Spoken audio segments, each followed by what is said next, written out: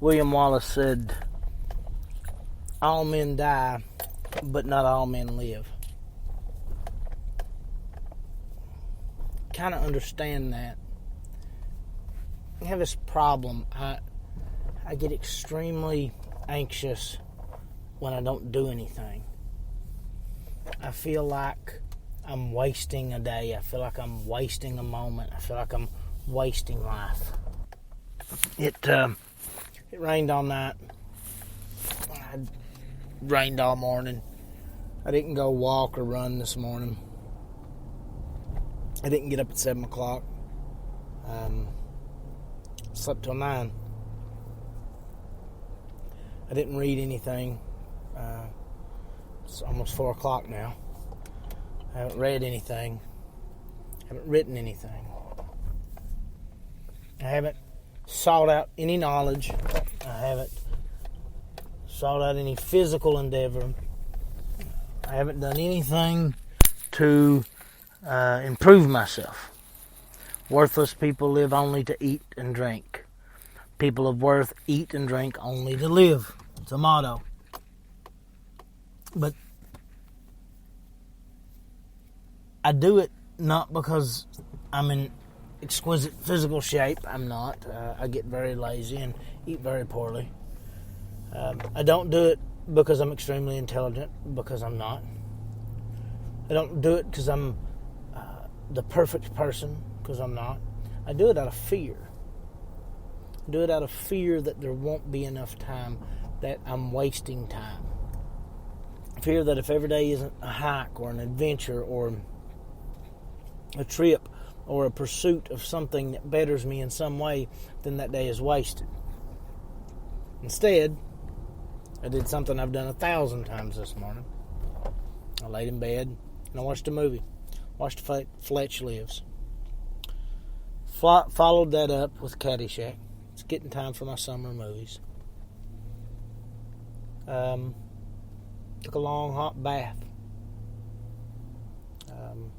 Ate a little later than usual. Now I'm getting out and just going for a quick drive. Going to pick up some food to bring home later. I'm not doing anything of any great worth, anything of any great importance today.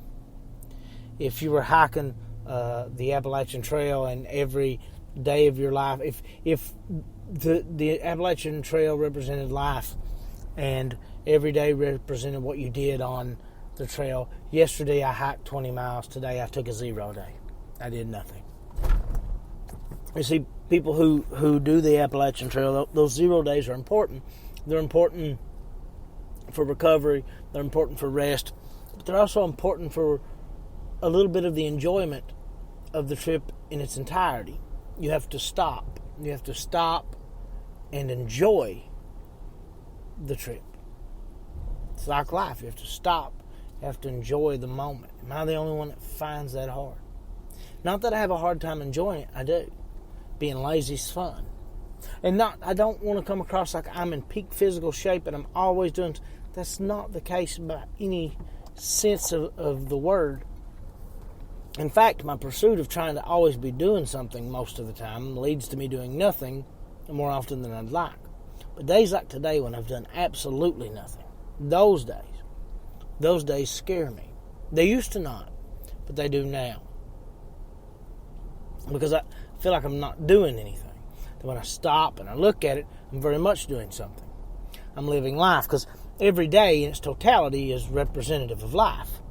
It's representative of what we do and who we are and where we go and the path we've taken. Every day is not to be defined by greatness. In my case, I would say almost all days are not defined in greatness. But a day of nothing sometimes isn't defined at all. I'm having a hard time understanding that I can enjoy those days, that I can put a value to those days. And I wonder if it's just me. Am I the only one? Because I don't hear other people talk about it, and I don't discuss it with other people, and my wife doesn't seem to look at it that way. You know, my kids don't seem to look at it that way. Is it something wrong with me? Is it a deficiency in me? Is it an issue with me? I don't know. I truly don't know. I think back to my youth of days spent just hanging out, doing nothing, as days that I truly enjoyed. Days of just goofing off, riding bikes, days of practicing music for hours on end, days of laying at the lake on a float or swimming, and just days when I'd done nothing great. But it was great to me. It was life. It was experience. Those were some of my favorite days.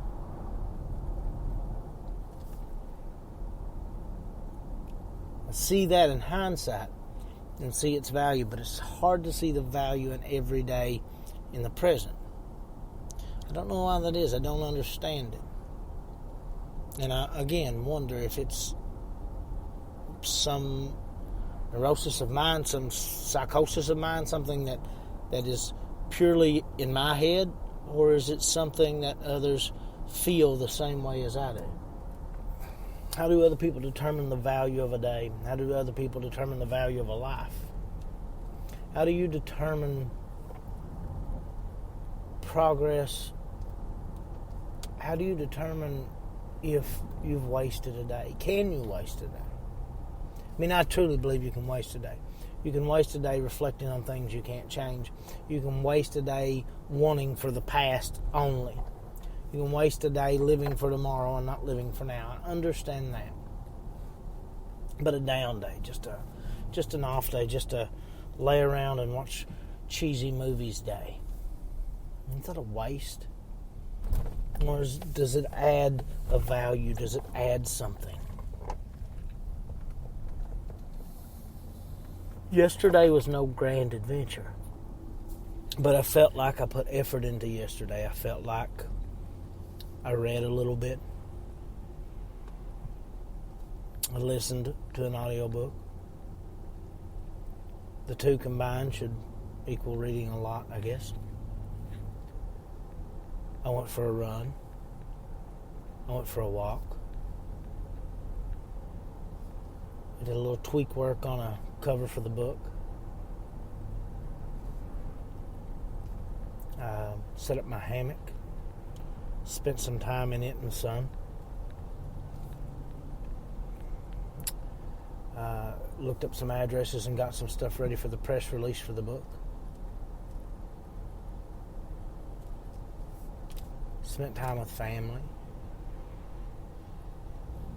I went with my wife to look at a home. I feel like, and yesterday to me was an off day. It was a down day. It was a day of no huge significance. But then today, I haven't had that motivation to read something. I haven't had that motivation. Like again, the weather's been bad, and that only gets to be an excuse for one day. They're giving rain tomorrow, but tomorrow will be a run day regardless. I think tomorrow's a lift day as well. Probably at some point today, heavy bag today. But am I unfairly tainting these days that I should be enjoying? What do you think? Does that happen to you? Because I went through this big deal, this big midlife crisis where I wanted to quit my job and just basically live out of a camper and travel. And I would have. If my son had not been younger, I would have. My wife and I are not on the same page on things like that, but even in fairness to her, you can only live a certain way so long. I'm not happy with that existence. I'm not happy with the idea that I have to have a home, a big home, and it has to be in one place, and it has to be in the place that her and I were born and grew up, and it has to be in the place where our families chose to live. I don't like that. I don't enjoy that. The ideal of that actually saddens me deeply. I don't like the thought of having to work a job every day, the same job, the same hours, doing the same thing. Now, I currently have a job that affords me the ability that it's not every you don't ever know when you're working, when you're not, where you're going. Very seldomly is it the same. So that there's benefits to that. I don't like the ideal of a life where I have to say, well, you know what, I don't want a car payment, but I have to have a stable and dependable vehicle to get back and forth to work. And banks don't like to loan on older vehicles. They like to loan on other vehicles. And you go through this whole rhetoric to where it's, where we were years back before our bankruptcy, before my breakdown, before I got laid off for the first time in my life. 3 new car payments, a new house, a vacation home. It was all these things that I worked for that other people wanted and other people needed and other people desired that I just didn't want. And that's when it triggered, and that's when it started, and that's when it was taking every day and going, okay, I'm living, I'm alive, but what am I doing? What value does each day have? It's like a programming.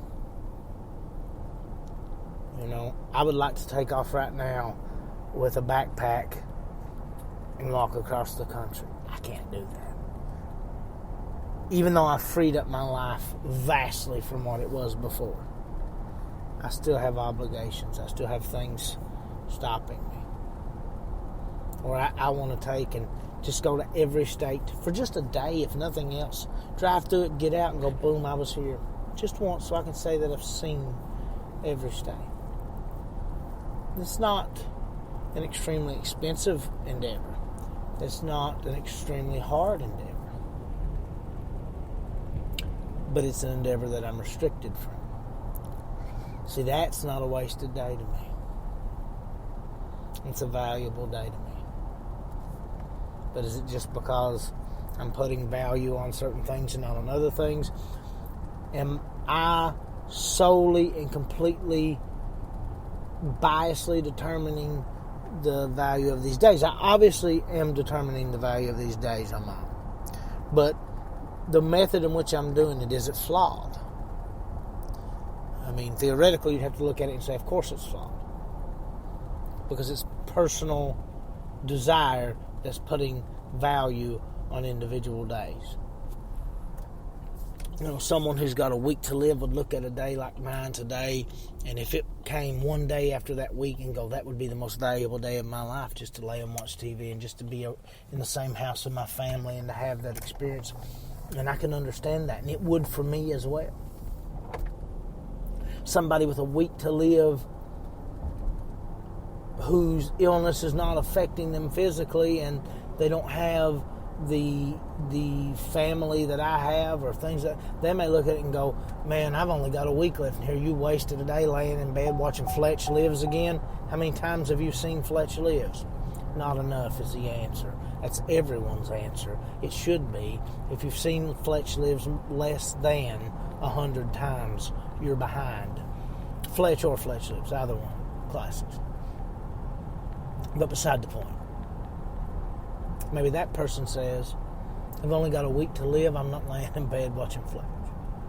So obviously it's a very individual thing. I understand that. It's a very individual thing on what day's worth what. And I can respect that. The question is, do you have those days as well? Does it ever cross your mind? Because I don't feel like it crosses my wife's mind. I even try to talk to her about it, and it feels like it's a foreign thought to her. It feels like we can't have this conversation. There's one or two friends I've had the conversation with to a certain degree. And one of them, I think they feel very strongly about it the way I do. There's another, I think, that sees it quite the opposite as me. I think the weirdest thing about life to me is when I was younger, I wanted to be older.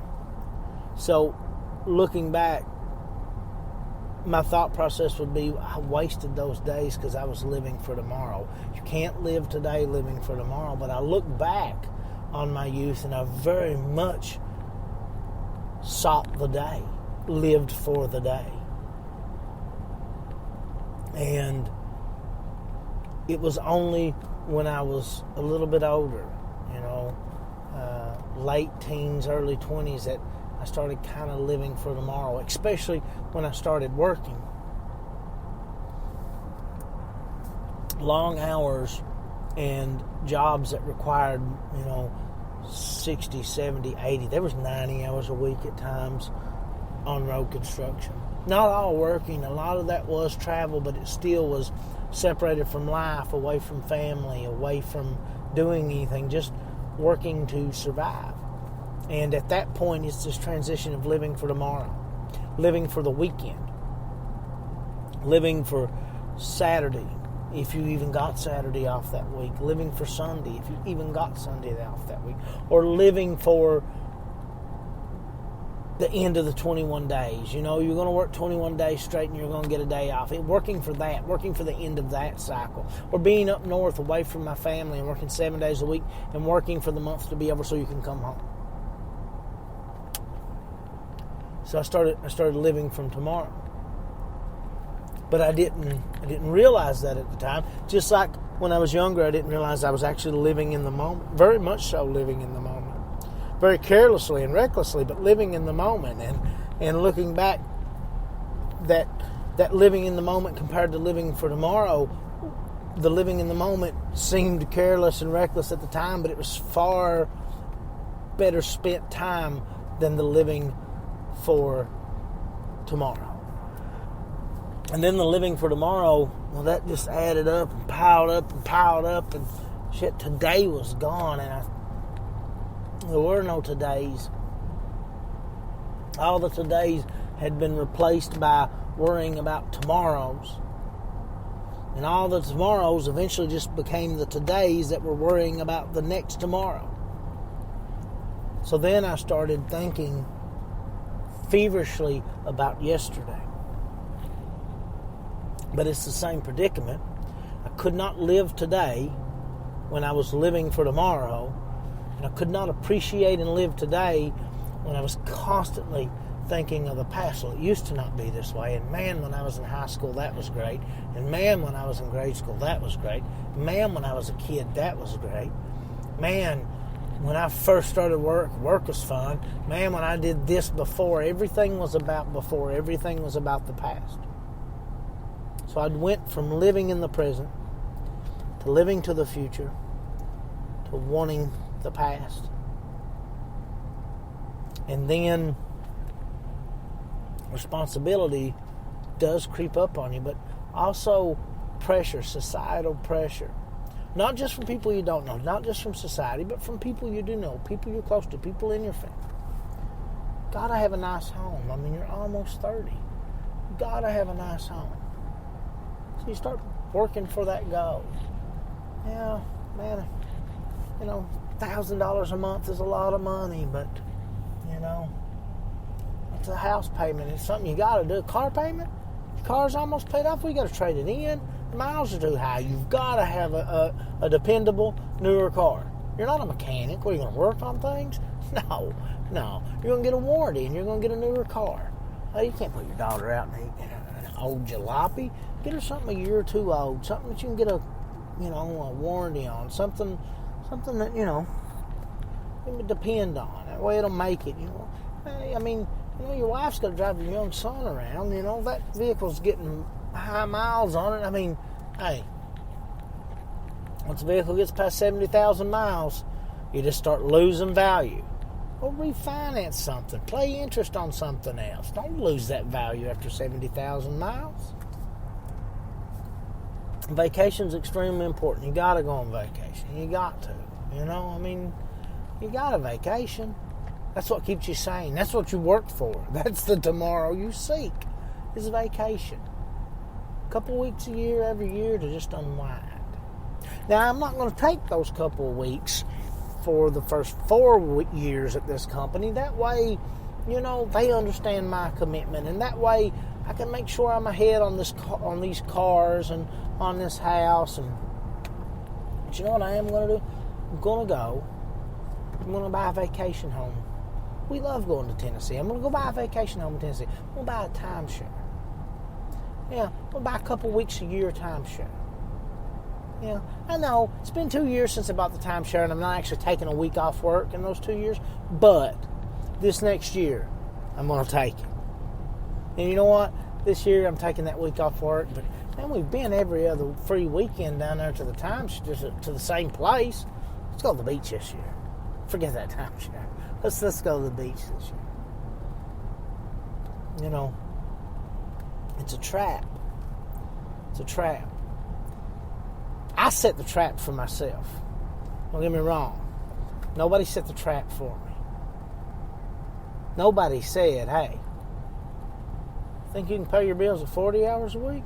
Think what you can do at 50. See how easy it was to pay your bills at 50 hours a week? Go buy a four-wheeler. But do you think you can pay your bills at 50 hours a week? Because you're barely making it now. You bought some new stuff, work 60 hours a week. Man, 60 hours a week, down here, at home, being home every night, 6 days a week. That's good money. Why don't you build your little contracting company up? Hey, let's buy a new welder. You need a personal truck, not just a welding truck. You need a personal truck. You need some tools. Hey, tell you what, you're not doing anything on Sundays. Just open that store. I always wanted to open a hardware store like your grandfather. Just open that store. Now you're going to pay somebody to run this store Monday through Friday. Tell you where the money really is. The money really is in flea marketing every Saturday and Sunday. Yeah. And I tell you what, auctioning on Friday nights, not a bad idea. I mean, you got to run up to, Cincinnati every chance you get, or hire somebody to go to pick this stuff up. Nobody set that trap. Nobody set a trap for me to be contracting here, have a hardware store here, working 7 days a week, never seeing anybody. Nobody set that trap. I set that trap. I reap those rewards. I reap those burdens too. And it almost imploded, and bam, out of the blue. Hey, put a lot of work into this industry. We offer you a good job, and bam, here's a new job. Close the store. Quit contracting. I've moved up. Pay you a little bit more. Give you a little bit more money. Give you a little vacation time. Hey. And it was a continual cycle. Then one day something broke. Then one day something just went, I don't know. I'm stuck. And I don't know how to get out. It's kind of like, you ever see somebody put out a live trap for an animal, and they get that animal in there, and you come in and you find the animal in the trap, and the animal's just kind of hunkered up, and it's looking around. It knows it's not supposed to be there, but it doesn't know what to do. That's where I was at. I knew I wasn't supposed to be there, but I didn't know what I was supposed to do. And everything started falling apart. Started losing everything. And we lost everything. And it depressed my wife. And it worried my kids. And I felt horrible. Not because I'd lost the stuff.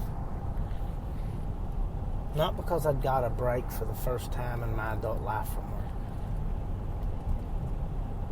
No. Not because the stress was leaving. I felt horrible because I didn't feel horrible. I didn't feel like they felt. I felt good. I felt alive. I felt relaxed. I felt free. Nobody else did. Everybody else felt like the whole world was taken from them. They didn't do 7 days a week. They didn't do any days a week. They didn't miss out on each other and being around each other. They got to be around each other all the time. They didn't have to go out of town and sleep alone.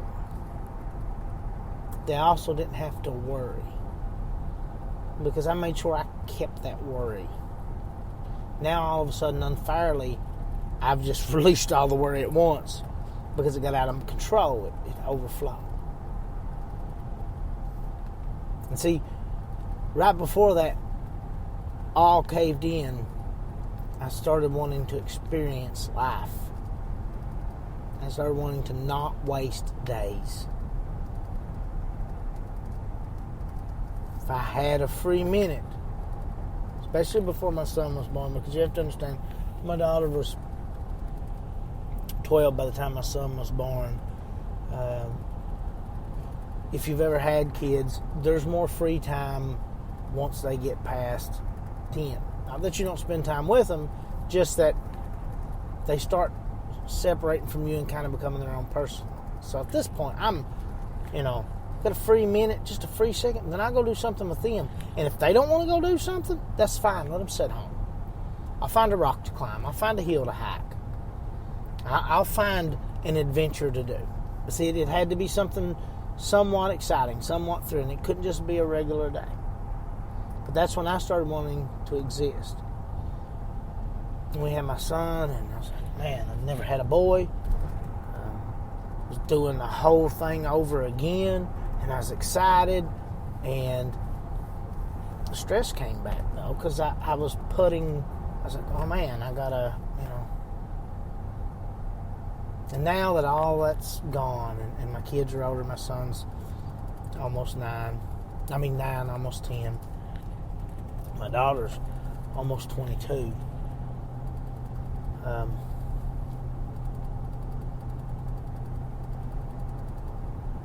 got a good job.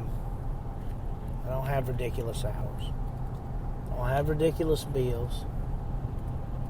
I don't have brand new cars, but we have nice vehicles. We had to buy out of necessity. We don't have a nice new home or a vacation. All those stresses are gone, and I've done really good to balance. This is work, and I enjoy work, and let me make work separate, and do family time, and I get them involved, and this is fun. And then this quarantine thing happens, and I get stuck at home, and I can't go places, and I've got all this free time. I'm not the only one. I'd say there's tons of people out there for the first time in their adult lives, probably the only time in their adult lives, they're getting paid somewhat to stay home and be free. And it's an amazing feeling, and it's beautiful, but it's fleeting, and it's also smothering because there's no experiences to have. There's very few things to do. And I struggled with that at first, thinking, oh man, I'm wasting these days, I'm wasting this time. That is not a good feeling. That's not a good thing. And I quickly got on it, and I said, okay, it's limited to what I can do. Let me do these things. Let me do something every day that, and take my son for a ride now. We drive around because he really likes to sit home. That's something with his autism. I really think that is part of it, is the isolation. He likes to be at home. He likes to not have to interact. So it'll make it fun to get him out. His eating was always an issue. Trying new foods constantly. It was all those things. And every day I've tried to do something. And then today I scared myself because I just wanted to be lazy. I wanted to eat some stuff I shouldn't eat. I wanted to lay in bed, and I wanted to watch movies, and I didn't want to do things.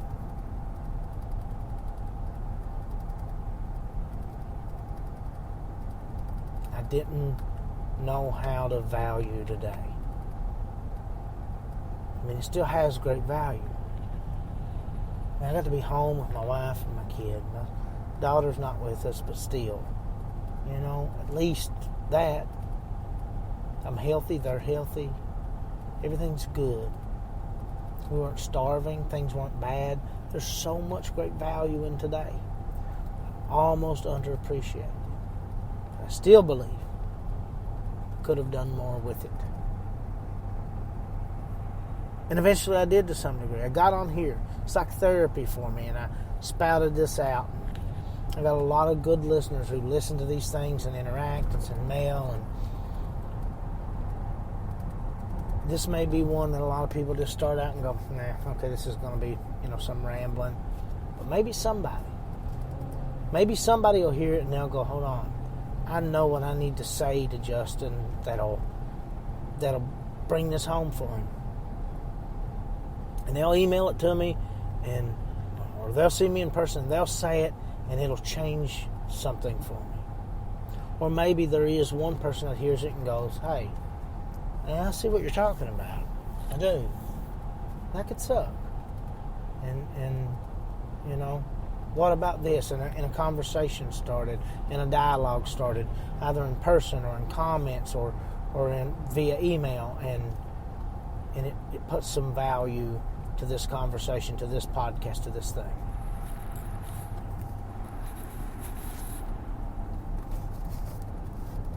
It's possible. It's possible. I get worried that I'm wasting time. And I think that's a fair and honest concern. A fair worry. Pythagoras says, concern should drive us into action and not into a depression. No man is free who cannot control himself.